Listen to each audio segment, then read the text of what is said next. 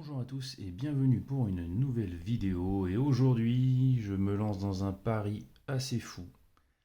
Je vais tenter de vous parler de Field of Fire, un jeu en solitaire, donc un jeu solo, qui est designé par Ben Hull. Et c'est un jeu qui est édité chez GMT Games. Bon là j'ai la première version, il y a une deuxième version qui est sortie je crois en 2017 je crois. Et un numéro 2 aussi qui existe à ce jeu. Et pourtant, ce jeu est déjà une boîte incroyable, puisque vous allez suivre la 9e infanterie américaine au cours de la Deuxième Guerre mondiale, de la guerre de Corée et de la guerre du Vietnam. Inutile de vous dire que ce jeu est tout simplement incroyable, dans le sens où il y a un contenu tout simplement monstrueux. Je m'explique. Déjà, premièrement, là je vous montre un petit peu la taille de toutes les, voilà, toute la documentation qu'il y a avec ce jeu. Donc nous avons ici des feuilles cartonnées avec des tableaux. Nous avons voilà, plusieurs feuilles. Nous avons une campagne, 3 campagnes ici qui sont représentées donc avec une dizaine de missions à chaque fois. Il est possible de télécharger une 4e campagne sur le site de GMT, de GMT Games. Voilà, donc cette campagne est aussi directement disponible dans la seconde édition de ce jeu. Alors, quelle est la différence entre la première et la deuxième? C'est surtout la qualité des cartons, hein, qui est un petit peu plus épaisse que l'ancienne version, parce que GMT fait en sorte en fait que la qualité augmente avec le temps. En tout cas, sachez que c'est toujours des jeux extrêmement bien, d'excellente qualité en tout cas dans le Wargame. Voilà, donc il y a un système de cartes dans ce jeu. Et donc je me dis que voilà, c'est une vidéo peut-être la plus ambitieuse que je vais tenter sur cette petite chaîne. Tout simplement parce que je vais essayer de vous expliquer un jeu qui est particulièrement complexe. Si vous voyez un reflet, c'est parce que je joue avec une espèce de plexiglas en fait qui permet de déplacer plus facilement les pions et éviter que les cartes bougent. J'espère que ça ne gênera pas trop sur la vidéo. Voilà. Donc, quel est ce jeu? Donc déjà, je vous montre un petit peu en quoi ça consiste. Dans un premier temps, comme vous pouvez le voir, nous avons donc des cartes qui vont représenter des lieux. Ici, c'est une carte donc, qui est tirée au hasard. Nous avons un énorme paquet de cartes ici. Donc en début de partie, sur chaque mission, on tire un nombre de cartes qui correspond à la mission. C'est tiré au hasard. Donc voilà, non seulement je vous dis il y a 3 campagnes, et en plus chaque mission possède un paquet de cartes énorme et on ne joue qu'avec quelques cartes. Donc pour vous dire que le terrain sera toujours différent et que vous ne ferez jamais, je dis bien jamais, la même partie, même si vous recommencez 50 fois le premier scénario. Ensuite, nous avons ici un petit plateau qui correspond à un moyen en fait de savoir ce que possède chaque unité. Et puis voilà. Et ensuite, nous avons des bouts de carton à non plus finir. Donc là, voici le premier casier que j'ai entièrement rempli, qui représente tous les cartons qui existent dans le jeu. Puis après, il y a un deuxième casier, voilà, qui correspond à toutes les unités qui existent dans le jeu. C'est énorme. Alors il y a beaucoup de marqueurs, mais il y a aussi beaucoup d'unités. Ici par exemple j'ai les unités Viet Minh, et ici, et coréennes d'ailleurs, et ici j'ai les unités allemandes, et enfin ici j'ai les autres unités américaines qui existent dans le jeu. Donc le jeu ça consiste en quoi? Donc c'est un jeu qui est à l'échelle de l'infanterie, comme c'est marqué sur la boîte d'ailleurs, et nous allons essayer de contrôler ces unités. Donc on va jouer au niveau de...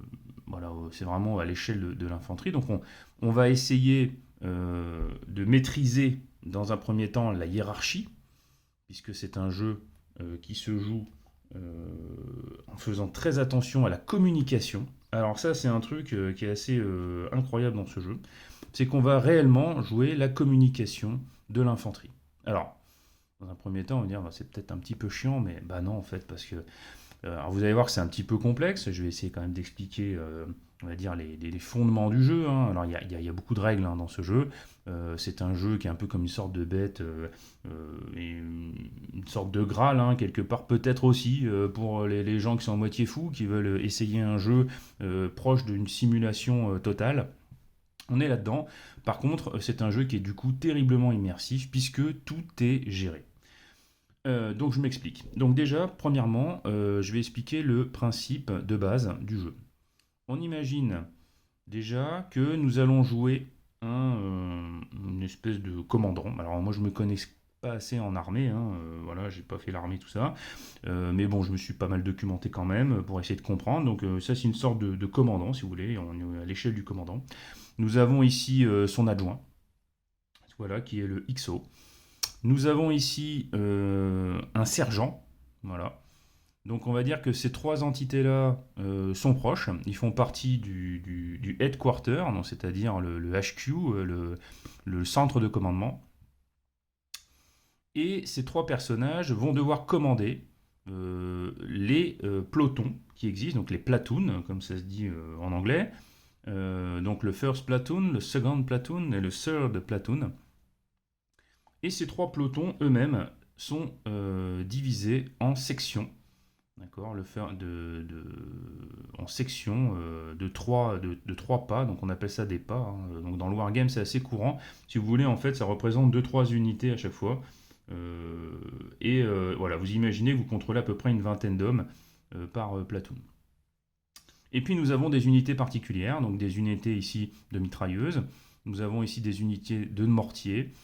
Et nous avons aussi ce qu'on appelle des artificiers, voilà, donc ils possèdent des jumelles et ils vont invoquer, si vous voulez, des tirs de batterie qui se trouvent à l'arrière, qui ne sont pas représentés dans le jeu. Ensuite, nous avons quelques véhicules. Donc dans cette mission, nous avons simplement une Jeep, qui est plutôt un accessoire d'ailleurs, que je mets sur le terrain, mais qu'on pourrait très bien mettre au niveau des accessoires qui sont tous représentés ici, hein, qui s'appelle Assets en anglais. Mais bon, je la représente ici parce que j'aime bien d'avoir mon petit véhicule là. Et nous avons ici une énorme mitrailleuse qui sera, je pense, portée par le sergent qui est ici présent. C'est un jeu qui est entièrement en anglais. Cependant, encore une fois, je remercie ces gens qui nous permettent, donc là par exemple j'ai cet exemplaire de la règle de 2017, où tout est écrit, traduit en français. Alors ça c'est merveilleux, donc je leur remercie, encore une fois je les remercie ces gens, hein, de faire un travail assez fou, hein, parce que là vous voyez un petit peu la taille de la règle, ça représente à peu près 70 pages, c'est incroyable d'avoir fait ça. Alors attention, ces règles sont extrêmement détaillées, c'est pour ça qu'il y a autant de pages. Alors il y a beaucoup de petites règles aussi dans le jeu, hein, faut quand même l'avouer. Il y a beaucoup de choses à prendre en compte qui vont changer vos tirages. Des plus 1, des moins 1, des plus 2, des petits trucs à calculer comme ça, à connaître. Bon, à force de jouer, on finit par les connaître, mais au début, c'est assez déroutant. Donc voilà, donc sinon, il existe aussi une autre règle en français qui est... moi, je vais vous montrer en même temps les cartes pendant que je parle, hein, tant qu'à faire. Il existe d'autres règles en français qui sont avec de nombreux exemples et en couleur. Donc je vous conseille aussi de les télécharger. Bien sûr, je vous conseille aussi d'acheter quand même de préférence la deuxième version du jeu, puisque vous aurez la totale, hein, 4 campagnes. C'est énorme, hein. Dites-vous que vous pourriez presque jouer qu'à ça, hein. On peut se le dire, puisque le jeu est tout simplement énorme. C'est monstrueux même, je pense que j'ai jamais vu ça. Alors autant maintenant on vend beaucoup de board games, de jeux de plateau avec monté en kit, hein, c'est-à-dire qu'on a un bout de jeu, puis après il faut racheter la suite sous prétexte d'extension. Bah là on a carrément tout, hein. Donc vous achetez ça, vous pouvez jouer toute votre vie, hein, concrètement. Donc là, je vous ai montré un petit peu les cartes. Donc comme vous pouvez le voir, on utilise des cartes avec un grain qui rappelle le passé. Moi, j'aime beaucoup ça. Alors franchement, autant dans le wargame, pourtant il a un côté, bizarrement, contrairement à d'autres wargames où nous avons des cartes et nous jouons sur des cartes avec déplacement d'unités. Ici, nous allons déplacer tout simplement les platoons dans des lieux. et ces lieux-là, il va se passer des choses. Alors, je trouve ça hyper immersif. Enfin, moi, en tout cas, ça fonctionne du tonnerre avec moi. J'ai vraiment l'impression de les emmener dans un village, de les positionner dans une église, de les positionner dans un champ, là, et je me dis que là, ça va être dangereux pour eux. Et vous allez voir, je vais vous expliquer un petit peu les fondements du jeu. Donc, alors, je vais commencer. Je vous dis à mon avis, cette vidéo, je sais pas combien de temps elle va durer, j'en ai aucune idée. On va essayer de faire les choses à peu près correctement. Donc comme je vous l'ai expliqué, on a un système déjà de communication. Ça veut dire que concrètement, nous allons donner des ordres par le CHQ, ici présent, qui va ensuite distribuer ces ordres à les gens qui sont en dessous de lui. Donc ça peut être son adjoint, ça peut être son sergent, et puis ça peut être directement à ses platoons, à ses chefs de platoon, donc ces chefs d'unité, qui pourront ensuite donner des ordres à leurs unités. Et il va y avoir cet effet de cascade qui est très important dans le jeu. Je m'explique. Donc le jeu déjà se joue avec des cartes. Il se joue avec des cartes actions que vous allez tirer au fur et à mesure qui vont permettre de faire un petit peu la pluie et le beau temps. Elles vont tout faire ces cartes. Donc regardez déjà cette carte, il y a quand même beaucoup d'informations. Donc il y a de nombreuses cartes, il y a des symboles. Donc ici vous avez de nombreux symboles qui seront représentés ici sur les cartes. Alors je vous montre un petit peu, bon, vous avez des aides. Hein. Voilà, c'est tous les symboles qui peuvent apparaître au milieu de la carte et qui sont expliqués sur une petite carte à côté. Ensuite, nous avons ici les actions. Donc ici, par exemple, il y a deux types d'actions. Il y a les actions qui sont données via le casque, c'est-à-dire par la tête. Je trouve que c'est assez intéressant comme symbolique. Et puis nous avons aussi les actions qui seront justement d'initiative, c'est-à-dire qu'il n'y a pas eu d'ordre au-dessus, c'est l'initiative des gens qui sont en dessous qui réalisent des actions. Donc comme vous pouvez le voir, la mécanique est assez simple. Si vous arrivez à suivre la chaîne de commandement, et ben dans ces cas-là, vous aurez plus d'actions. Si vous n'êtes pas en mesure de le faire, et vous allez voir qu'il y a plein de raisons que vous ne soyez pas en mesure de le faire, eh ben, on aura moins d'actions. Alors ça peut se retrouver là, il y a 3 et 2, hein, c'est plutôt correct, mais 4 et 2, mais vous pouvez très bien avoir 1 et 0. Hein. Donc du coup, les gens ne pourront pas agir. Bah, là par exemple, j'ai pas mal de chance. Dans l'ensemble, il y a pas mal d'actions, mais ça peut arriver. Donc tout va être géré par ces cartes, donc on va tirer des cartes au fur et à mesure. Je continue mon explication de la carte. Donc ici, nous avons ici les hits, les pins et les misses. Alors les hits, ça veut dire qu'on va pouvoir toucher, donc il va y avoir des modificateurs qui vont t'amener à savoir si on touche ou pas une unité en cours de combat. Pin, ça veut dire que c'est une personne qui est tout simplement qui se couche et qui veut ne pas être touchée, donc elle va être dans une situation où elle ne va pas pouvoir répliquer comme elle le voudrait, puisqu'elle est dans une situation de peur, elle se cache et elle tire au-dessus de sa tête. Et enfin, miss, tout simplement, elle est ratée. Donc évidemment, il va y avoir de nombreux des petits calculs à faire pour savoir dans quelle situation on est, et quand on tire à la carte, et on regardera tout simplement la colonne. Ici, donc à chaque fois qu'on touche quelqu'un, ici, on tirera une nouvelle carte, et on regardera en fonction de la qualité, tout simplement, de l'unité touchée, on va dire de la qualité plutôt de l'expérience de l'unité touchée, quel dégât est effectué. Donc ici, par exemple, admettons que j'ai touché une unité qui est de ligne, hein, ça veut dire qu'en gros, qui a une certaine expérience du terrain, je toucherai une première fois avec une personne qui va être paralysée, et puis une autre qui deviendra une fire team. Ça veut dire qu'en gros, elle sera dissociée de son unité. Hein. En gros, c'est ça que ça veut dire. Hein. Ou alors, par exemple, celle-ci, elle sera paralysée, puis une autre, elle sera dans une situation où elle aura des difficultés à se battre, elle ne pourra plus se battre. Donc voilà ce qui va se passer. Donc vous pouvez constater du coup que pour pouvoir, donc je vais continuer mon explication là-dessus d'ailleurs, c'est que nous avons donc des pas sur chaque, ça s'appelle des pas, c'est comme ça que c'est expliqué dans la règle. Et là par exemple, le premier pas sera paralysé, le deuxième pas sera en F, Fire Team. Ok. Bon, je ne vais pas rentrer dans le détail de ça, mais concrètement, parce que sinon j'ai beaucoup de choses à expliquer, mais concrètement ça veut dire que c'est comme ça qu'on détermine ce qui arrive à l'unité qui est touchée plusieurs fois. Et ici en bas, donc là c'est un petit peu tout le moteur, toute l'IA, on peut le dire, tous les tirages vont être basés sur ça. Ça veut dire qu'il va y avoir des tableaux. Donc, je vous montre, hein, il y en a beaucoup des tableaux différents. Attendez que je les trouve, ils sont là. Voilà. Donc vous avez des tableaux ici, et on va faire des tirages en fonction des tableaux. Donc si par exemple j'ai un tableau où j'ai 6 résultats possibles, eh ben je vais tirer, donc je regarde par exemple un tableau à 6 résultats, et je regarde le tirage, ici ce sera un 4. Donc ici par exemple ça voudrait dire que j'avance en face de moi, quand l'ennemi est en situation offensive. Bon, voilà, en gros, et tout va se passer comme ça. Donc on va tirer sur les tableaux, donc on va vérifier la situation, on vérifie la situation. Si on est dans cette situation, hop, on tire une carte et on regarde le résultat. Et tout le jeu est basé sur ça. Alors, vous allez me dire, c'est peut-être un petit peu chiant. Et ben, en fait, c'est tout l'intérêt du jeu. L'intérêt du jeu, c'est de savoir ce qui va se passer en regardant la situation.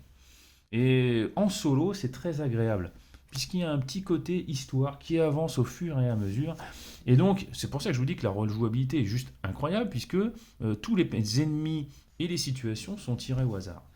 Par contre, sachez qu'il va falloir jouer correctement pour pouvoir se mettre dans les meilleures situations et réussir à réussir les missions. Et ça, c'est hyper valorisant. Je continue. Donc voilà comment ça va se passer, excusez-moi. Donc ça va se passer de cette manière-là. On va, à chaque début de tour, il y a tout un cérémonial. Donc premièrement, je tire le nombre d'ordres que je vais avoir sur mon CHQ, qui est là, donc c'est-à-dire mon commandant. Donc il aura 3 actions que je noterai là-bas. 3 actions, donc mon HQ aura 3 actions, ici. Et ensuite, je pourrais décider, par exemple, d'activer mes 3 platoons. Ça veut dire que je ne passerai pas par mon second, puisqu'il est au même endroit que moi, ça ne sert à rien, ni par mon CO, qui se trouve adjacent à moi. Donc, comme je vous dis, il y a un système de communication, donc on peut communiquer à des cartes adjacentes. Donc, je décide de ne pas l'activer pour le moment, parce qu'il n'y a pas besoin. Et j'activerai mes 3 platoons directement. Et ensuite, qu'est-ce que je fais? Donc, j'ai utilisé mes 3 actions pour activer mes platoons.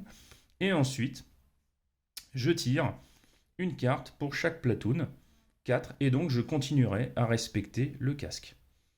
Et ainsi de suite, et je vais pouvoir jouer des actions de mes platoons. Et c'est comme ça que ça va se passer.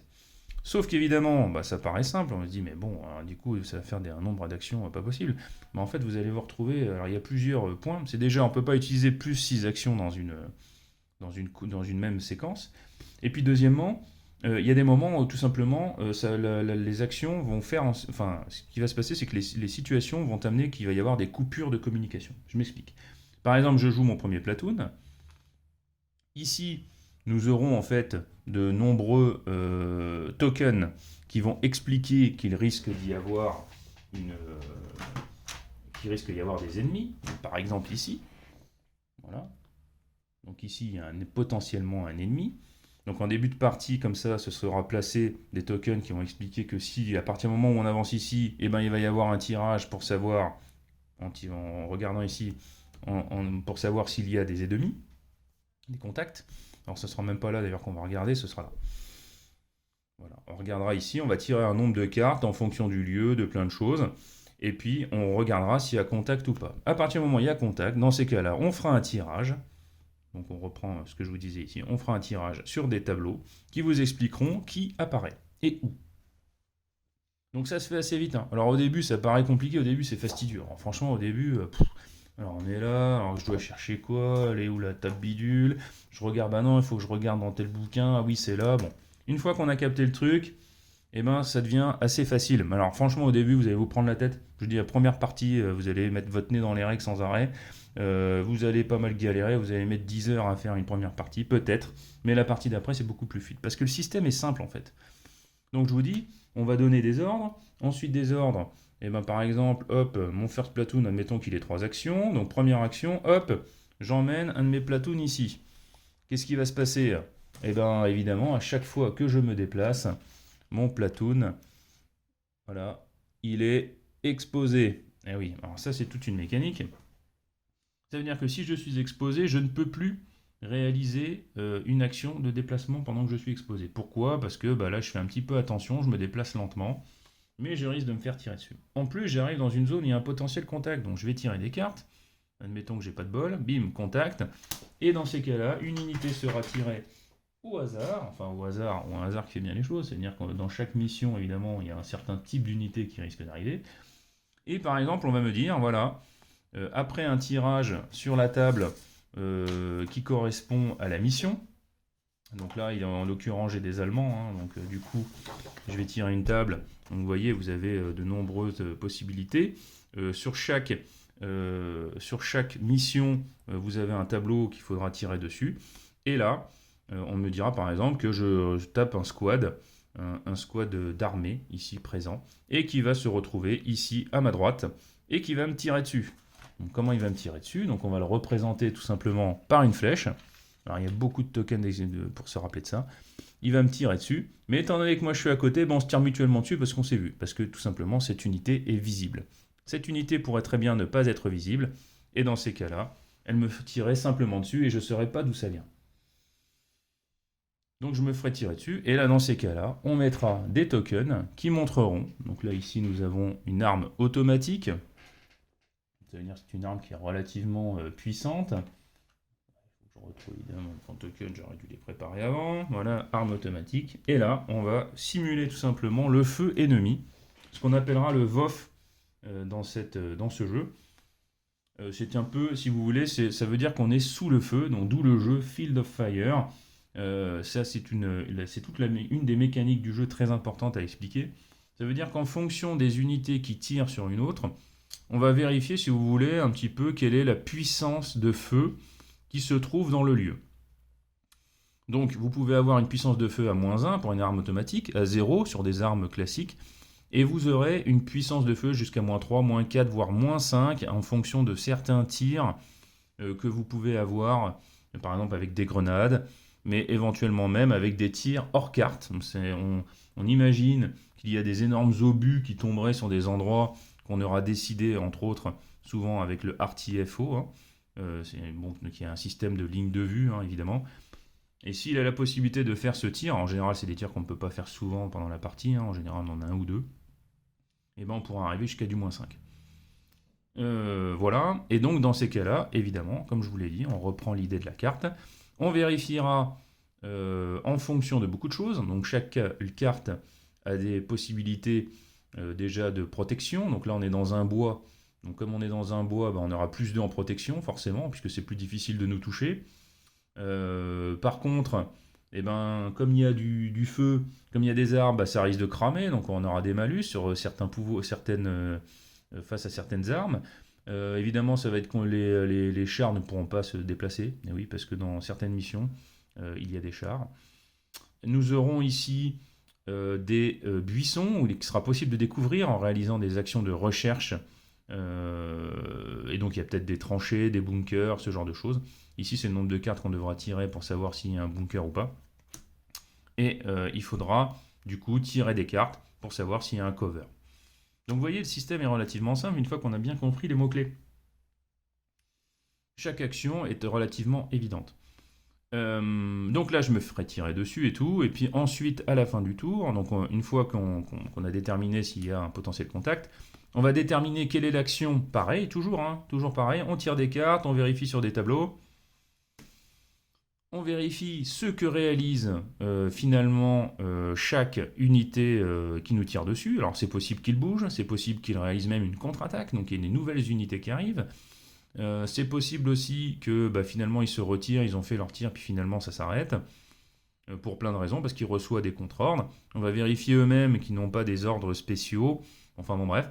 Il y a pas mal de choses à vérifier qui vont faire que l'IA agit de manière intelligente dans l'ensemble. Pour l'instant, rien n'a été choquant. Surtout qu'en plus, on est dans une idée de réalisme. Ici, pas de Rambo. On est clairement dans une simulation. Mais c'est hyper prenant. Même si au début, vous allez galérer sur la première partie, ça c'est sûr. Les parties d'après, vous allez vous dire « Oh mais enfin, je vais arriver à maîtriser la bestiole ».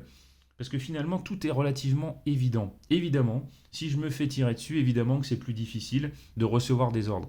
Évidemment, si je me fais tirer dessus, je vais avoir du mal à trouver un cover. Donc forcément, il y a un malus. Et toutes ces choses-là vont vous paraître évidentes une fois que vous serez dans la partie. Autre chose, il va falloir gérer la communication. Donc là, ici, étant donné que là, on n'est pas au moment où on a les téléphones portables, à cette époque-là, donc on a un système de lignes. Donc soit on utilise des radios portatives, soit on utilise des lignes, tout simplement, de téléphone, comme vous avez pu le voir dans de nombreux films, comme par exemple Le Soldat Ryan ou autre. Voilà, je pense au Soldat Ryan parce que j'aime beaucoup ce film. Forcément, on utilise ce type de téléphone, des téléphones de campagne. Ça veut dire qu'en gros, là, quand j'envoie une unité ici, là, eh ben, le seul truc qu'elle va pouvoir faire, c'est attendre que j'arrive. Puisque une fois qu'elle est là, bah, elle n'a plus de radio, elle n'a pas de communication directe. Elle va être là, alors il faut imaginer que les distances ne sont pas très grandes, ça peut être 40 mètres. Donc ça veut dire qu'en gros, on peut tirer à une distance relativement longue en fonction des armes que l'on possède. Là, par exemple, nous avons un tir long, donc on peut tirer jusqu'à 2 cartes, donc à travers le bois. On pourrait très bien tirer de l'autre côté. Mais vous allez voir que non, c'est pas si simple, puisque c'est un bois. Et comme c'est un bois, il est entouré, vous voyez, de verre. Ça veut dire qu'en gros, on peut voir à l'intérieur du bois, mais on ne peut pas voir ce qui se passe de l'autre côté. Je prends un autre exemple ici. Donc là, par exemple, admettons que j'ai une unité ici qui s'est mise là. C'est pas trop une bonne idée pour elle, parce qu'elle est en pleine open field, donc ça veut dire en terrain ouvert. On pourrait imaginer que c'est plutôt un champ. Elle s'est mise là peut-être parce qu'elle a été prise au dépourvu. Eh ben, on peut tirer à travers le champ. Pourquoi? Puisque nous voyons qu'autour, le liseré est blanc. Ça veut dire qu'en gros, je peux tirer non seulement de manière adjacente, puisque bon, ça ne regarde pas de problème. Je peux par exemple tirer de manière adjacente ici, puisque je vous dis, que peu importe, je me trouve dans une carte verte vers une autre carte verte. Dans ces cas-là, je vois à travers elle, donc pas de souci.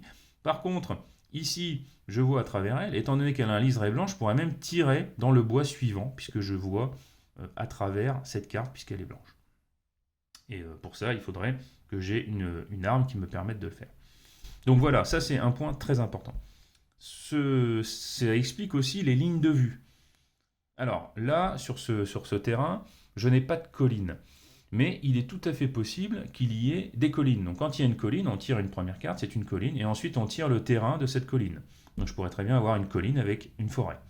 Dans ces cas-là, nous aurons une élévation, ce qui permettra de voir au-delà, éventuellement, d'une carte qui ne me permettait pas. Nous avons aussi la possibilité d'avoir des bâtiments. Donc là, par exemple, ici, j'ai une église. Donc forcément, je vais pouvoir monter sur le clocher et gagner un niveau qui va me permettre de voir au-delà. Évidemment, j'aurai un couvert moins important si je me trouve dans des étages supérieurs que dans des étages inférieurs. Voilà, tout est logique dans ce jeu. Tout est logique et du coup, le problème, c'est que beaucoup de questions se posent. Quel est le malus? Quel est le bonus? Et ça, au début, franchement, c'est le truc le plus déroutant. Alors pourtant, beaucoup de choses sont faites, c'est bien expliqué. Nous avons des petites cartes qui rappellent tout ça. Donc là, par exemple, je vous ai expliqué qu'on allait réfléchir à quel contact on a. Donc en début de partie, le scénario va nous expliquer quels sont les pions, voilà, les pions potentiels contacts qui doivent être mis sur le terrain. Donc par exemple ici, dans cette première ligne, on va me dire par exemple que je dois mettre des A. Dans la deuxième ligne, celle de la ligne du haut là qu'on voit en haut, là, on va me dire par exemple qu'il faut mettre du B. Et en fonction de la situation, en fonction du fait que je suis déjà en contact avec des unités ennemies parce que j'ai déjà tiré des contacts, admettons que je suis déjà sous le feu ennemi, et admettons que alors là je suis carrément sous le feu ennemi et j'en ai en plus dans la même carte que moi, et maintenant dans ces cas-là, oui, parce que les ennemis, ils peuvent être sur une autre carte, mais ils peuvent être sur la même. Donc forcément, c'est pas du tout la même chose. Et ben, on tirera un nombre de cartes en fonction. Donc ici, tout ça est rappelé sur ces cartes d'aide-mémoire. Ici, on nous explique un petit peu la visibilité, ce qui ça peut faire varier certaines choses. Bon, en général, ça, si vous jouez de nuit ou vous jouez avec le brouillard, il y a certaines missions où c'est le cas. Ici, on vous explique la méthode de calcul qu'il va falloir réaliser pour savoir lorsque l'on va tirer, lorsqu'on va faire un tir, qu'on arrivera dans la phase de tir, où est-ce qu'on est? Est-ce qu'on est sur un tir avec un hit ou pas, ou un pin ou un miss, comme je vous ai expliqué. Ici, ça rappelle bah, tous les symboles, tout simplement. Voilà. Là, qu'est-ce qu'on a ici? On a donc les conditions. Donc voilà, les snipers, ils ont un tir qui est quand même puissant, à -3. Évidemment, les snipers, c'est l'horreur, hein. Ils sont difficiles à débusquer, ils font beaucoup de dégâts dans vos soldats. Ensuite, nous avons les statuts de défense. Bon, voilà, il y a beaucoup de choses. Les différents types de feu, le feu classique, le feu automatique, le feu heavy, donc avec des grosses mitrailleuses, les grenades, etc. Vous avez des malus qui sont identiques. C'est pour ça que je vous dis que d'un côté, au bout d'un moment, on va finir par les connaître, hein. Vous voyez que, que ce soit une grenade ou un feu avec une grosse mitrailleuse, forcément, c'est -3. Tous ces feux-là, évidemment, ont des munitions, donc c'est puissant, mais vous pourrez les utiliser moins souvent. Ce qui est pris en compte ici aussi, c'est de quel type de personnage vous avez. Est-ce que vous avez un green, donc c'est un bleu, hein, eux ils appellent ça un vert. Un bleu, bah, il vient d'arriver sur le terrain, il connaît rien, donc il a des malus. Le vétéran, il a des bonus. Et celui qui est le line, c'est-à-dire celui qui n'est pas un vétéran, mais qui a quand même l'habitude, bah, il n'a pas de bonus. Voilà. Si vous êtes sous couvert, vous avez des bonus, etc., etc., etc. Tout ça est un peu évident. C'est évident, mais en fait, bah, au début, vous avez beaucoup cherché. Je vous dis, parce que ça, c'est le côté un petit peu chiant, et là, j'en arrive un petit peu, on va dire, au gros problème de jeu, c'est que vous avez beaucoup de choses. Donc là, je prends un exemple. Donc là, ici, si je joue, par exemple, les Allemands, bon, je sais que je vais utiliser cette partie de cette feuille, par exemple, alors que derrière, il y a pour les forces NVA, les VC, etc. Enfin bref, si je joue d'autres périodes qui sont compris dans la boîte. Donc là, je sais que quand je joue la Seconde Guerre mondiale, bah, j'ai que les Allemands. Donc c'est pas trop compliqué. Je sais que je vais utiliser entre autres ce tableau-là. Mais le problème, c'est que je ne vais pas utiliser que ce tableau-là. C'est que je vais utiliser aussi ce tableau-là. Donc voilà, quand l'ennemi est en activité défensive, donc ça c'est dit en début, donc c'est marqué ici, hein. Activité défensive, alors ça il y a plein de trucs, j'ai eu du mal à y capter au début, hein. C'était vraiment galère, franchement. Donc ici, par exemple, je sais que l'ennemi est en activité défensive. Pourquoi? Parce que c'est marqué dans le scénario. Donc dans le scénario, donc là c'est pareil, il y a le scénario, regardez, je vous montre le scénario, il y a plein de petits tableaux. Bon après franchement, une fois que vous avez capté, ça va vite, mais au début c'est dur. Donc je m'y reprends. Ici par exemple, j'ai les détails de la mission. Ça veut dire quoi? Ça veut dire que les méchants, là, bon, ou les méchants, on va dire l'autre camp, parce que c'est pas forcément les méchants d'ailleurs, hein. Ici, ils seront en stratégie défensive, donc il faut que je regarde les colonnes défensives. Ils auront une tactique dans Deliberate, donc pareil, il faudra que je fasse bien attention de bien regarder au bon endroit. Et ils auront une expérience de line, et ils auront des covers qui seront souvent des tranchées. Donc je regarde, donc une fois que je sais ça, bon bah très bien. Donc je regarde ici, tactique deliberate, ok, donc c'est ça. Alors oui, il y a deux autres sortes de tactiques qui peuvent être utilisées pour des ennemis qui sont en situation défensive, donc il faudra bien regarder la bonne colonne. Donc je reprends, ici, hiérarchie défensive, tactique deliberate, donc il faudra que je regarde cette colonne-là, pendant toute la partie. Voilà. Et ensuite, à chaque fois qu'il y aura une situation, je regarde, donc je regarde de haut en bas, si je suis dans la bonne situation. Alors je suis sur la même carte, que des unités US, mais je suis pas couvert. Donc dans ces cas-là, bon, je regarde si c'est ça. Si c'est pas le cas, eh ben, je continue jusqu'à arriver en bas et trouver le tableau qui correspond. Et dans ces cas-là, je fais mon tirage. Bon, moi personnellement, ça m'amuse. Ça m'amuse parce que je me demande ce qui va être, je sais pas trop. J'aime ce système de tirage. Alors, je sais pas trop vous expliquer pourquoi, mais j'aime bien. J'aime bien, en tout cas dans un jeu solo, ça me plaît. Évidemment, si c'était un jeu à plusieurs, ce serait horrible. Mais alors, par contre, en solo, je trouve ça très agréable. Je sais pas, c'est un peu comme un solitaire. Je sais, voilà, c'est un tirage. Je sais pas, c'est une sensation qui est très particulière, hein. Mais bon. En tout cas, sachez que moi j'aime beaucoup ça. Donc après, ici, vous avez des rappels. Puis là, on continue avec des tableaux. Donc je continue avec les tableaux. Donc ici, par exemple, si l'ennemi est en situation offensive, et ben je tirerai ici. Bon là, par exemple, dans la première partie, je ne vais pas du tout m'en occuper. Par contre, il ne faut pas oublier ça. C'est que si l'ennemi, peu importe si c'est en situation offensive ou quoi que ce soit, quand il est en latte ou en pin, donc c'est une fois qu'il est touché, comme je vous l'ai expliqué, hein, ici ça peut arriver, donc une fois que je vais commencer à lui mettre quand même sur la tronche, il va avoir ici des statuts qui sont représentés par une lettre unique et qui vont correspondre à un pas. Donc, je reprends un petit peu ça là. Par exemple ici, c'est-à-dire qu'ici je vais toucher le premier pas, il est F, et le deuxième pas, il sera C. Donc ensuite, une fois que j'ai ça, eh ben, je mettrai tout simplement les tokens qui correspondent. Donc par exemple ici, voilà, ça c'est C, hein, c'est l'équivalent de C, et puis ici c'est l'équivalent de P. Voilà, là il est paralysé. Et en fonction de ça, voilà, en fonction de ça, eh ben je regarde ici.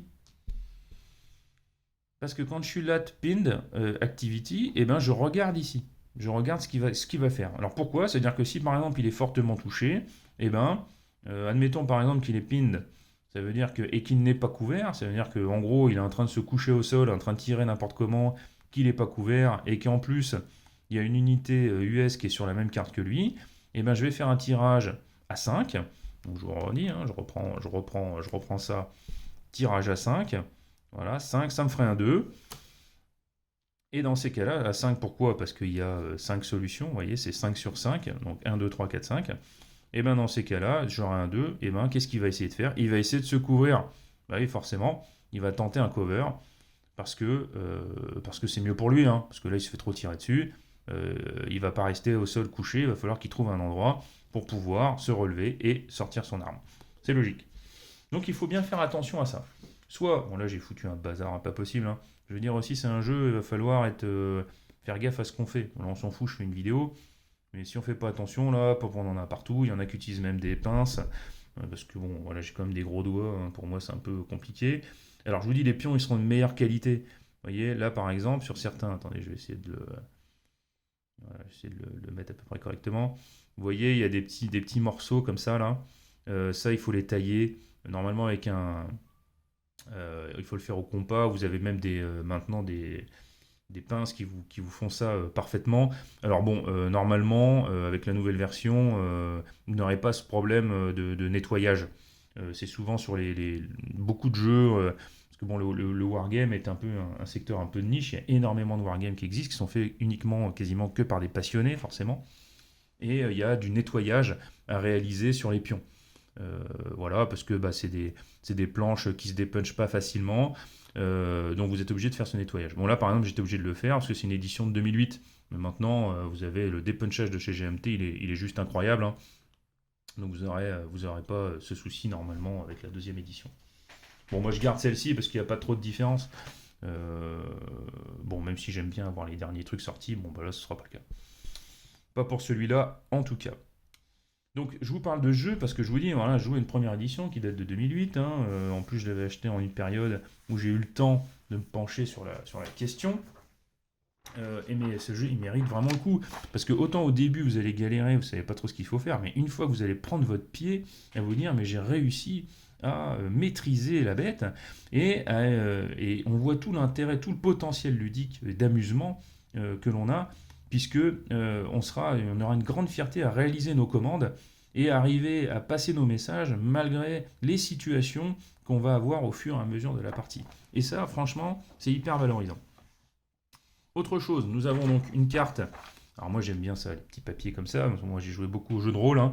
Donc j'aime beaucoup qu'on ait petit papier à remplir avec son petit crayon, son petit stylo.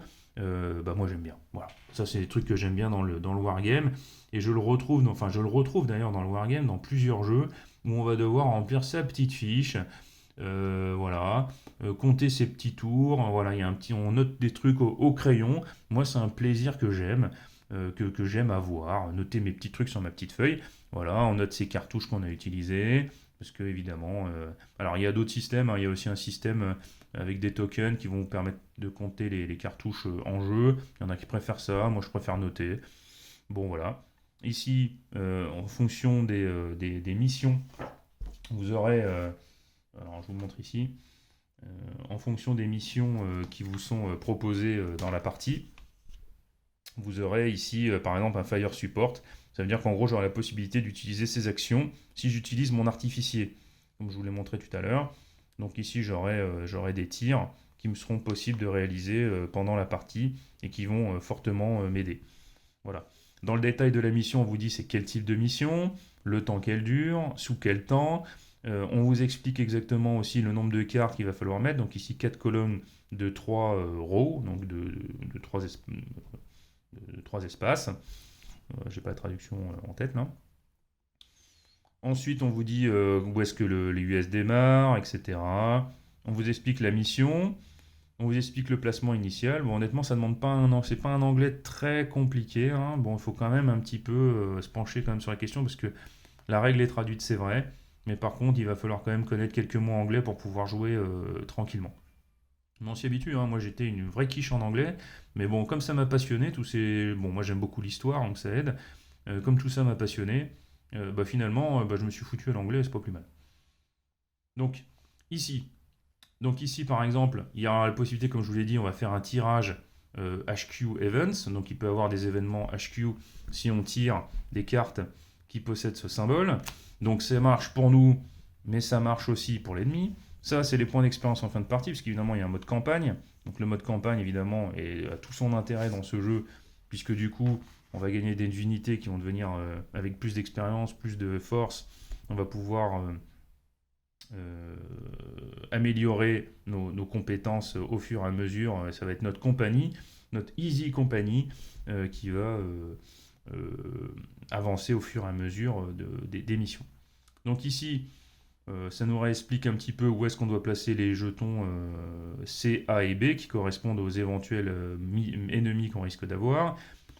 Spotter information, c'est-à-dire que si jamais on tombe sur des artificiers, bah voilà, ça nous explique un petit peu comment ça va se passer lorsqu'on devra essayer de les découvrir. Ici, il nous explique le nombre de cartouches qu'ils ont. Parce que bon, voilà, ok, on peut tomber sur des unités puissantes, mais bon, elles n'ont pas les cartouches à l'infini, hein. Au bout d'un moment, ça s'arrête de tirer. Ici, on va tirer aussi un événement HQ Event pour les ennemis. Pourquoi? Bah parce que tout simplement, il peut se passer plein de choses. Ils peuvent évacuer les blessés, faire un ralliement, partir tous se barrer, tout simplement, ou faire carrément une contre-attaque. C'est une contre-attaque, d'ailleurs, il y a un tableau un peu spécial. Voilà, donc comme je vous l'ai dit ici, à chaque fois qu'on va tirer un potentiel contact, eh ben on va tirer au bon endroit, simplement. Donc pour les A, contact B, contact C. Et puis ensuite, ici, ce sera le placement. Est-ce qu'ils seront devant, sur les côtés? La plupart du temps, c'est à max distance. Voilà. Bah oui, parce qu'ils n'ont pas trop envie de se faire tuer, hein. C'est un peu la base. Donc ici, au niveau des ennemis, bah, vous avez toutes sortes de choses.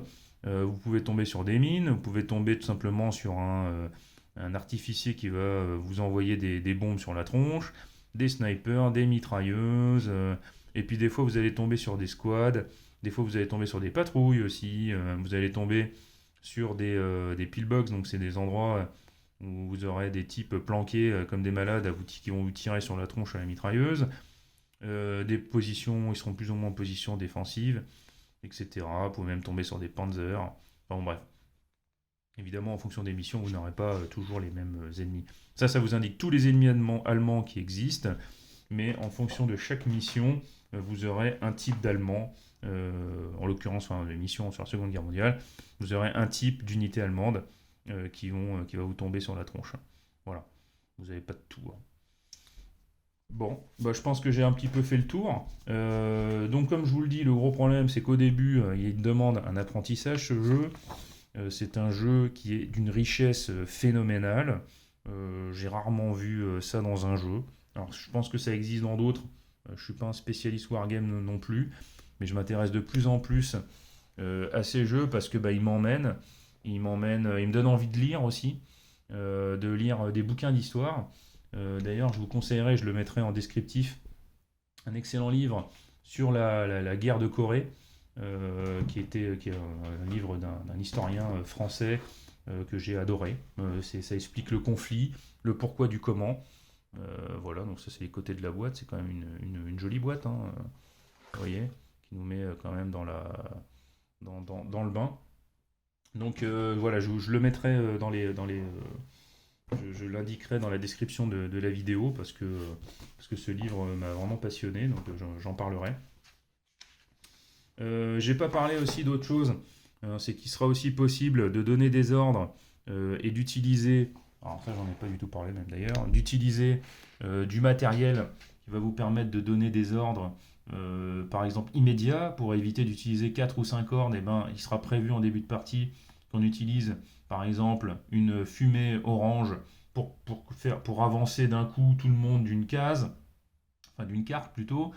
Vous aurez la possibilité d'utiliser des smokes, c'est-à-dire faire des fumigènes, hein, pour couvrir une retraite par exemple. Vous serez amené à poser des lignes de télécommunication pour pouvoir communiquer avec votre headquarter. Vous aurez la possibilité d'utiliser toutes sortes de choses, d'utiliser des messagers. Il va falloir aussi en début de partie savoir quel type de communication vous allez utiliser. Est-ce que vous allez utiliser plutôt un téléphone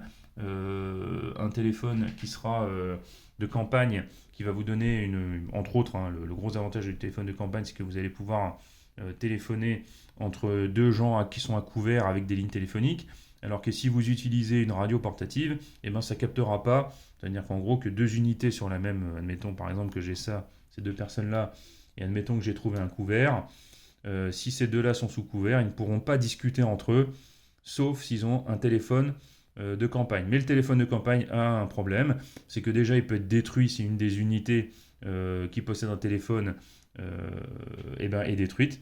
Et puis la deuxième chose, c'est qu'il va falloir faire des lignes téléphoniques qui risquent d'être coupées si jamais vous avez des ennemis sur la carte, ou alors si vous vous faites tout simplement pilonner par des artificiers. Voilà.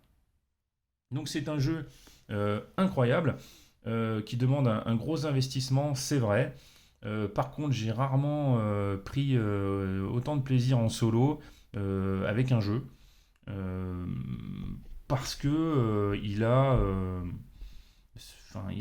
ce côté terriblement immersif. Franchement, j'aime beaucoup ce système de cartes.